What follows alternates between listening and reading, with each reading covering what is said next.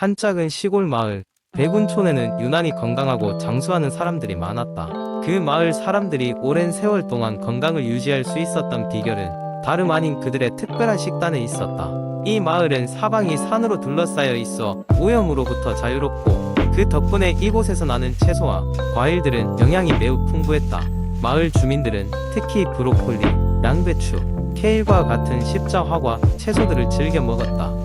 이 채소들은 항산화 성분이 풍부해 암 발생 가능성을 감소시키는 데 도움이 된다고 알려져 있다. 브로콜리에는 설포라판이라는 강력한 항암 물질이 포함되어 있어 규칙적으로 섭취하면 암 예방에 큰 도움이 된다. 백운촌 사람들은 이러한 십자화과 채소들을 다양한 방법으로 요리해 식탁에 올렸다. 그 중에서도 브로콜리 스프는 그들의 대표 음식 중 하나였다. 과일 중에서는 베리가 특히 인기가 많았다. 블루베리, 딸기, 라즈베리에는 항산화제가 풍부해 암세포와 싸우는 데 큰 역할을 한다. 마을의 한 노인이 매일 아침 블루베리를 따서 자신만의 특별한 블루베리 잼을 만들었는데 그 맛은 정말 일품이었다. 이 잼은 마을 사람들 사이에서 길이길이 전해 내려오는 인기 레시피가 되었다.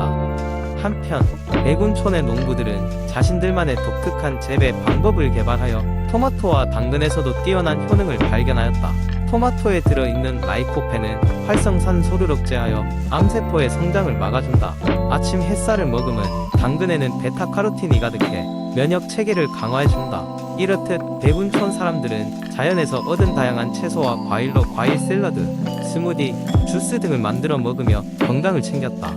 이들의 식단은 단지 맛있는 것을 넘어서 그들 삶의 일부분이 되어 있었고 세대에 걸쳐 암을 예방하고 생기 넘치는 삶을 영위하는 비결로 손꼽히게 되었다. 어느 날 마을에 도시 의사가 방문하였다. 그는 백운촌 주민들이 오랜 세월 동안 끊임없이 건강할 수 있었던 이유를 연구하기 시작했다. 의사는 마을 사람들이 섭취하는 채소와 과일의 종류와 요리 방법, 그들의 일상적인 식습관을 체계적으로 분석하였다. 그의 연구는 결국 많은 현대인들에게 채소와 과일의 중요성을 다시금 일깨우는 계기가 되었고 백운촌의 이야기는 여러 도시로 퍼져나갔다. 백운촌 주민들에게 채소와 과일은 단순한 식재료가 아니라 건강을 유지하기 위한 삶의 필수 조건이었다. 이 이야기를 통해 현대인들은 건강한 생활을 위해 자연이 제공하는 선물을 적극적으로 이용하자는 교훈을 얻게 되었다. 두 번째 이야기. 옛날 옛적 어느 작은 마을에 지혜롭고 현명한 노인이 살고 있었습니다. 그는 마을 사람들에게 자연의 힘을 빌려 건강을 지키는 방법을 전해주곤 했죠. 어느 날 노인은 특별한 모임을 열어 면역력을 증진시킬 수 있는 식품들에 대해 이야기했습니다. 이 모임은 마을 사람들뿐만 아니라 인근 마을에서 소문을 듣고 찾아온 사람들로 붐볐습니다. 모인 사람들은 하나같이 노인의 이야기에 귀를 기울였습니다. 노인은 먼저 말했습니다. 양질의 음식을 섭취하는 것은 우리 몸의 방패를 강화하는 것이란다. 첫 번째로 소개할 식품은 마늘이다.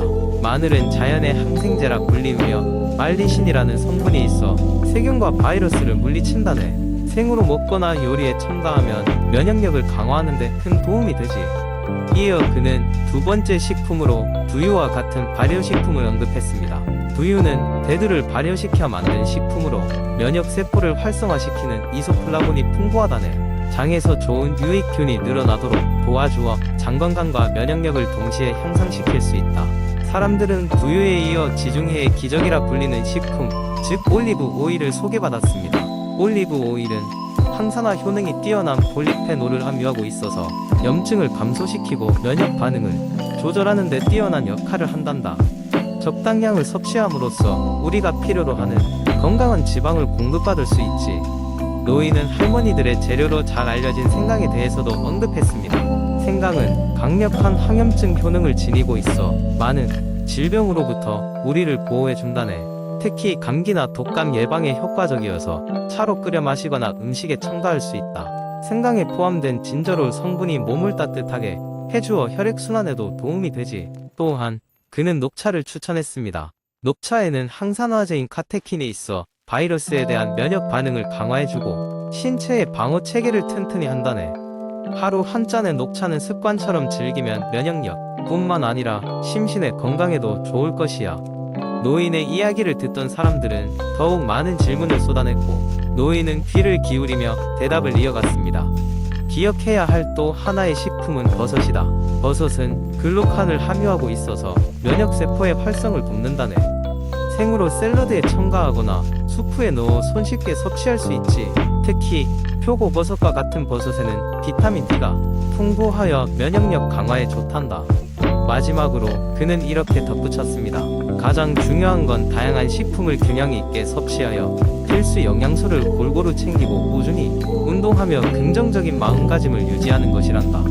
이 모임 이후 마을 사람들은 노인의 지혜를 가슴 깊이 새기고 매일의 식사를 더욱 신중히 준비했습니다. 사람들은 조금씩 건강해졌고 견고한 면역력을 바탕으로 주위의 질병에서 자유로워졌습니다. 그리고 그 비결을 후대에 전하며 건강한 삶을 누려나갔습니다.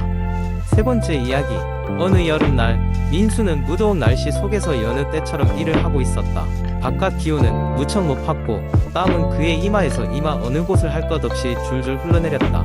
이럴 땐 누구나 갈증을 느끼기 마련이었다.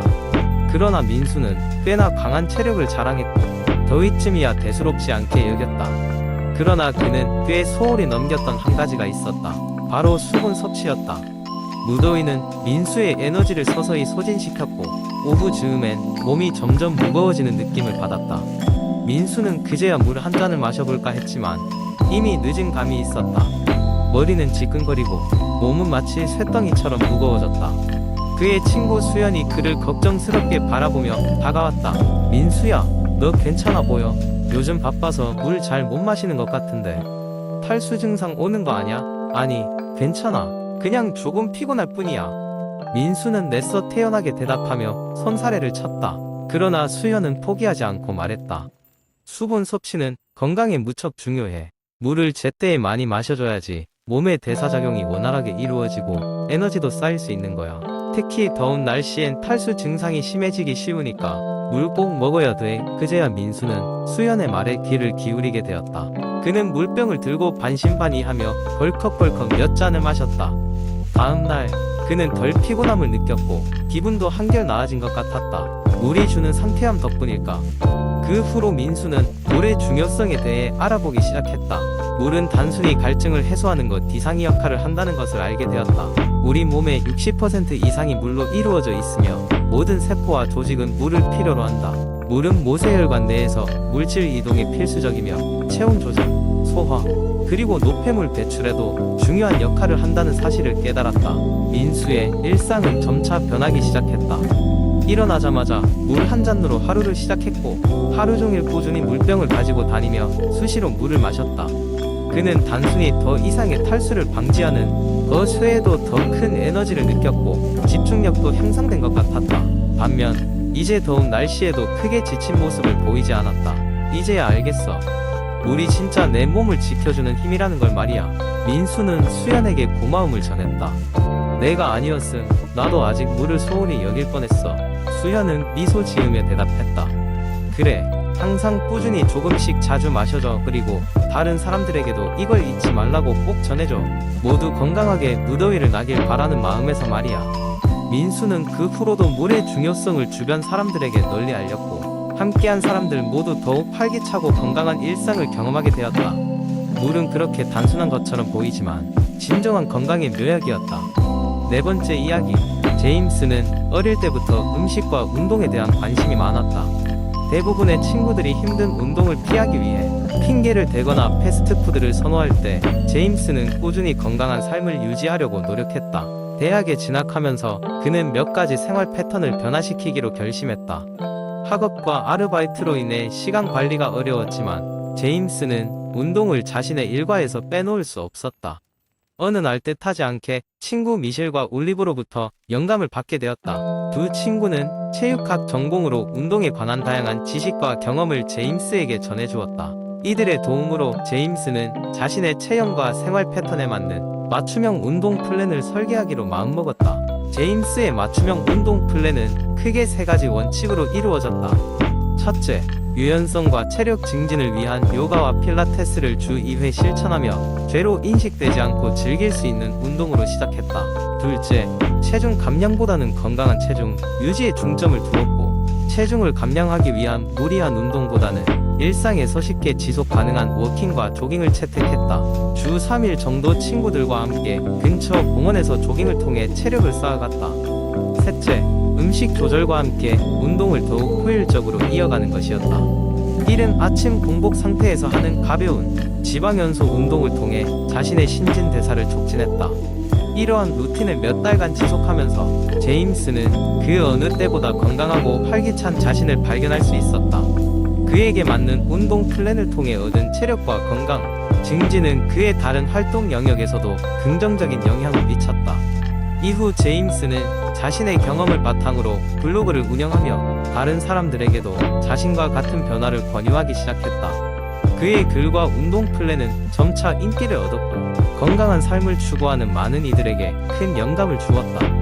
결국 제임스의 노력은 건강과 자기 만족감을 넘어 그는 주변에 긍정적인 영향을 미치는 사람으로 성장하게 되었다. 그의 맞춤형 운동 플랜은 더 이상 개인의 성취에 그치지 않고 많은 사람들이 지속 가능한 건강한 삶을 추구하는 데 중요한 지침이 되었다.